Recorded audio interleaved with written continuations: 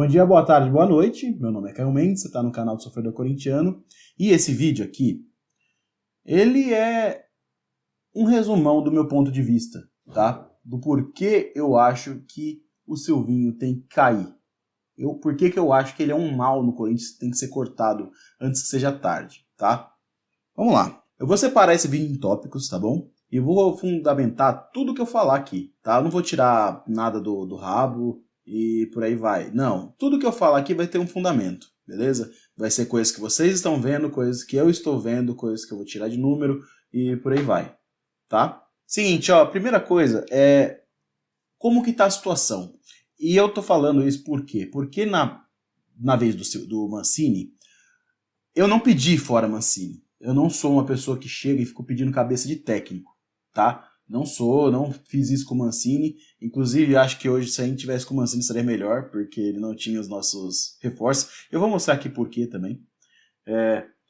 Mas o Silvinho, ele tá com uma situação muito parecida com a do Mancini, que é o quê? Se perder do Palmeiras, tá fora. O Mancini acabou cavando a própria cova no momento que tinha 3 jogos e dos 3 ele ganhou 2, que foram as 2 últimas rodadas. Ele empatou 2, desculpa. Era para ele ter ganho aqueles jogos e chegado com força total pro jogo contra o Palmeiras, certo? Não, por quê? Porque não eram jogos difíceis. Não eram jogos difíceis, eram jogos médios para baixo até. Por exemplo, Juventude. Juventude era um jogo que dava para ganhar, dava muito para ganhar. Só o Corinthians não soube. O Juventude amassou o Corinthians o tempo inteiro, certo? Desde o começo do jogo. O Juventude foi quem propôs o jogo, certo? Acredito que todo mundo concorda comigo aqui. E tanto dava para ganhar que na última rodada o Juventude perdeu do Cuiabá. Então, o que acontece? Chegar contra o Cuiabá, nós vai perder também? Então. E contra o Atlético Goianiense, mesma coisa. A gente fez um gol e deixou os caras jogar. Não pode acontecer isso, certo? A partir daí, se chegasse com 3 vitórias e aí acontecesse o revés contra o Palmeiras, tudo ia ser elevado. Ia ser um tropeço. Mas agora não é. Agora já tá virando moda não ganhar esses jogos mais fáceis. E quando chegar contra o rival, mesma coisa do Mancini. Queria lembrar todo mundo que o Mancini foi demitido logo depois do jogo contra o Palmeiras. O Thiago Nunes foi demitido depois do jogo contra o Palmeiras. Muito provavelmente o Silvinho também vai ser demitido depois do jogo contra o Palmeiras, se a gente acabar perdendo. E perder do Palmeiras não tá difícil. Eu tô sendo muito sincero aqui, não é a coisa que eu quero, certo? Eu quero que a gente atropele o Palmeiras, certo? Mas não é o jeito que a gente tá vendo. Inclusive, muita gente concorda comigo. Agora eu vou falar dos meus motivos do porquê que eu acho que tem que ter o fora Silvinho, tá bom? Primeiro, ele é um cara sem experiência, tá? Eu vou fazer uma analogia no final do vídeo, vocês vão entender o que eu quero dizer com experiência. É um cara que treinou o Lyon e depois o Corinthians. Não é um cara que vem de bagagem, é um cara que era interino até outro dia, era um cara que era auxiliar. E como eu venho dizendo há algum tempo, o caso Carille não acontece. Aconteceu com o Carille uma vez, não vai acontecer outras vezes, certo? O caso do Silvinho, ele acabou de virar técnico. Ele não vai ser um técnico de sucesso, não interessa o quantos reforços entregar na mão dele. É um cara que não sabe fazer o que fazer com esses reforços. É um cara que só tem uma tática. Ele só conhece uma tática. Conhecendo só uma tática, ele pega jogadores e ele desconhece o que os jogadores fazem. Ele colocava Gabriel para ser armador, Gabriel e Rony para ser armador, Cantillo de primeiro volante. Ele insiste que o Luan é falso 9. Tanto é que o Luan, no começo do trabalho de Silvinho, vinha jogando no lugar do Jô, e óbvio que ele não joga bem. Ele não joga ali. Ele não é um cara para ficar parado ali na área. E ele já não vinha jogando bem mesmo, mas até um pouco antes ele estava recuperando um futebol. O Mancini também com o nosso interino. Mas não foi o que aconteceu. E quando eu digo que ele é refém de uma tática só, é o que acontece. Ele fica muito previsível. Logo no começo, logo quando ele foi apresentado, ele falou que ele é especialista em linha de 4. Ele é expert, né? Nas linhas de 4, gosta de jogar em linha de 4. Por causa disso, ele faz todo mundo ficar alinhado, certo? Fica Fagner, Gil, João Vitor e Fábio Santos numa linha de 4. Aí a outra linha de 4 com Mosquito, Juliano, Renato Augusto, Roger Guedes, certo? Isso seria as linhas de 4 hoje. Aí ele não faz a marcação homem a homem, fica todo mundo em área. Não é ficar todo mundo em área, velho. O outro time percebe isso, o outro time consegue pressionar. Não existe marcação homem a homem pra ele, certo? Não existe uma pressão lá na frente. Fica todo mundo recuado e chama o outro time para atacar. Aí acontece o que aconteceu com o Juventude, acontece o que aconteceu contra o Atlético Goianiense, acontece o que aconteceu com vários outros times. Todo mundo consegue pressionar o Corinthians, todo mundo. E se a gente ganha, é por sorte. Existiam dois jogos que um contra o Santos, que a gente merecia ganhar, que a gente propôs o jogo, e outro contra o Ceará, que a gente jogou muito. Mas não foram os jogos que a gente pode ver um padrão. Não, foram jogos fora da curva. O padrão é o Corinthians ser pressionado por qualquer time que o Corinthians vai jogar. Porque ele insiste na linha de 4. Ele não sabe alternar o time. Aí ele acaba jogando o jogador em posição que não é para jogar. Certo? E isso é coisa de técnico inexperiente. Técnico que não tem o tempo, né, para ver outras jogadas. Porque ele fez um curso na UEFA e se ele errar, ele vai ser demitido.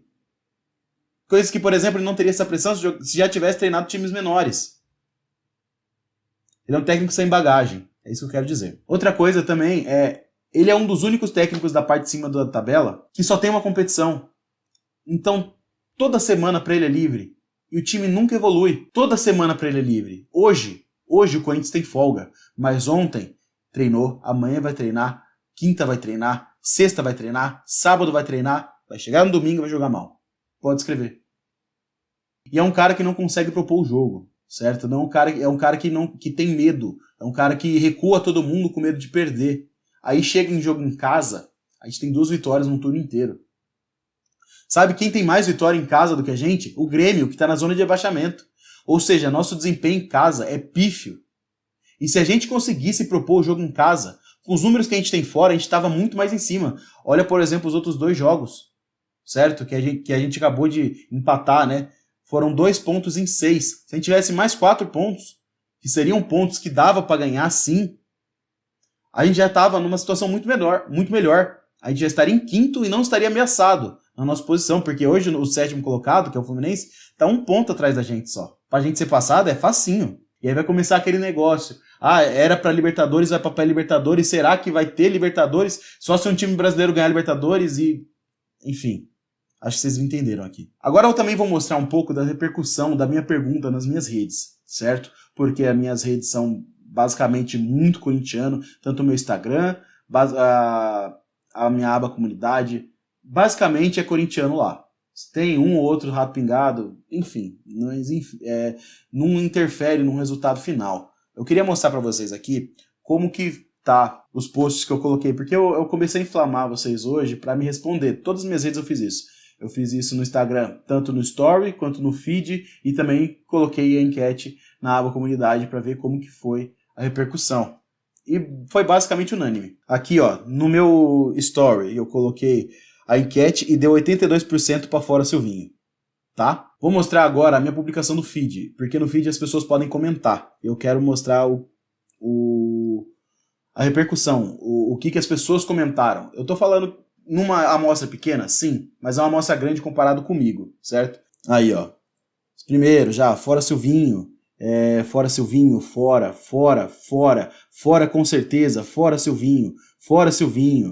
Aí teve um rapaz que já deram as costas. Não, amigo, a gente deu um turno pro cara, né? Não estamos dando as costas pro Silvinho. Estamos pensando no Corinthians. Pelo menos eu tô pensando no Corinthians.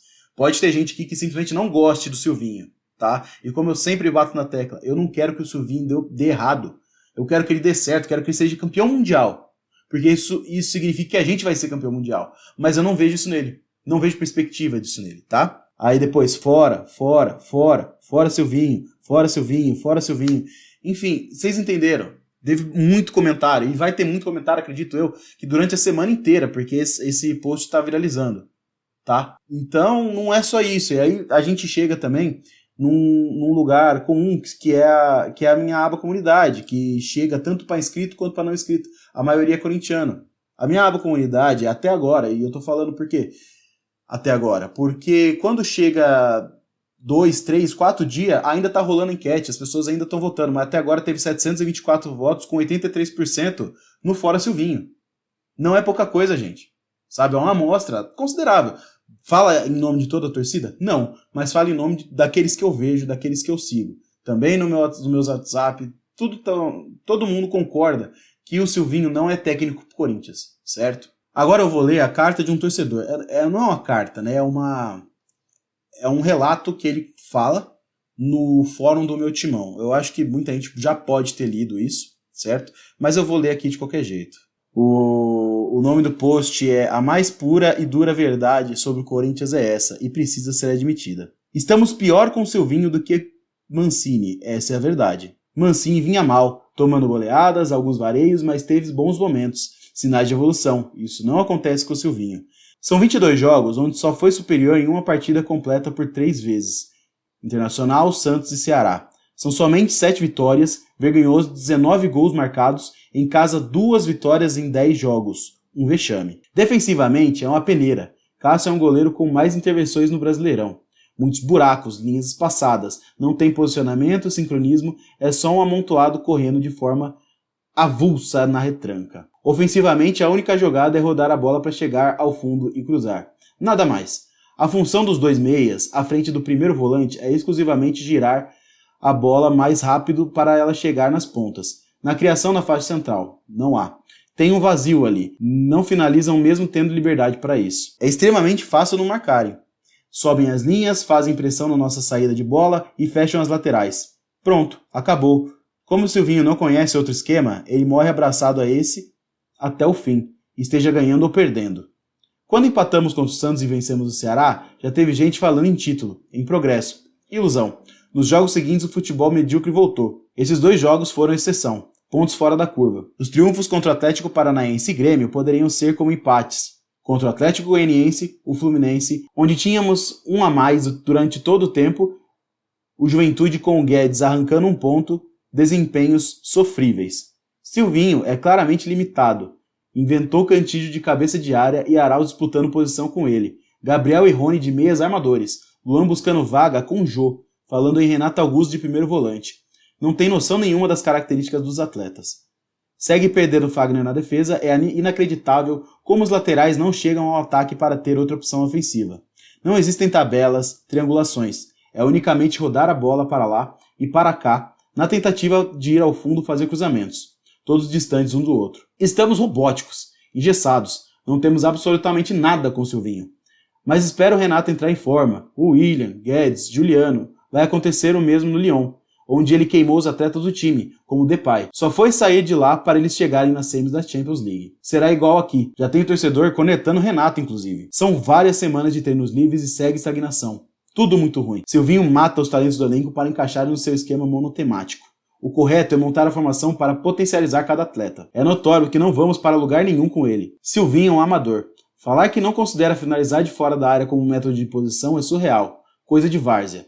Temos um time qualificado para agora. Precisamos buscar um treinador de verdade. Não precisa ser nem um gênio, um minimamente bom já trará muitas melhoras. Olha o mediano Jorginho no Cuiabá com Marlon, Elton, Cafu, Cleison e companhia. Vão esperar outra paulada para o Palmeiras ou goleada do Flamengo para enxergarem o óbvio?